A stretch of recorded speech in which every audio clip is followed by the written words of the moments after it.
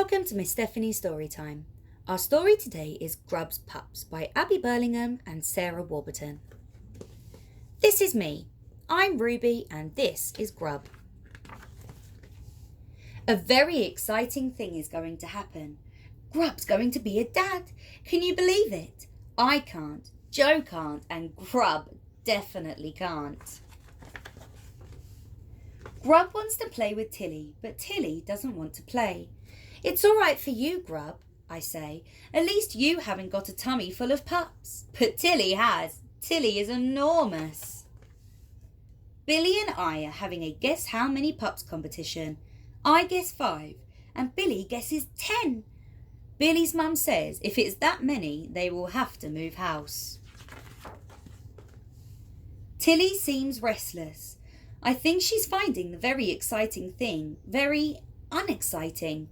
It's the Grublets. They're making Tilly tired. Grub just doesn't understand. He gives Tilly his paw and makes snuffly noises. But Tilly isn't interested. She just flops on her side in the shade. I found Grub under my bed, snuggled up to Fluff, Snooky and Plod. I think he's lonely. I think he's missing his cuddles and playtime with Tilly. Then there was a knock at the door. It was Billy. The very exciting thing had started to happen. We rushed round to Billy's house. We had to be very quiet and very still. It was hard. I'm not very good at being quiet. Then the puppies started to appear. 1, said Billy's mum. 2, said Billy's mum. 3, squealed Billy's mum. We waited and waited and waited. But nothing happened, so we had some strawberry milkshake and ice cream. Those 3 Grublets were the thirstiest puppies ever. Then suddenly, 4, shouted Billy's mum.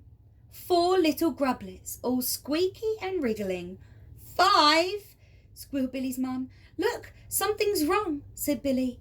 The 5th little Grublet wasn't squeaking at all. Billy's dad picked up the 5th little Grublet and rubbed and rubbed and rubbed. Finally, the 5th little Grublet started to wriggle and sniffle, and then he let out the tiniest little squeak. Hooray! We cheered. Joe came to see the Grublets too. That was when I realised I'm the champion of Guess How Many Pups competition. Hooray! Grub is not impressed.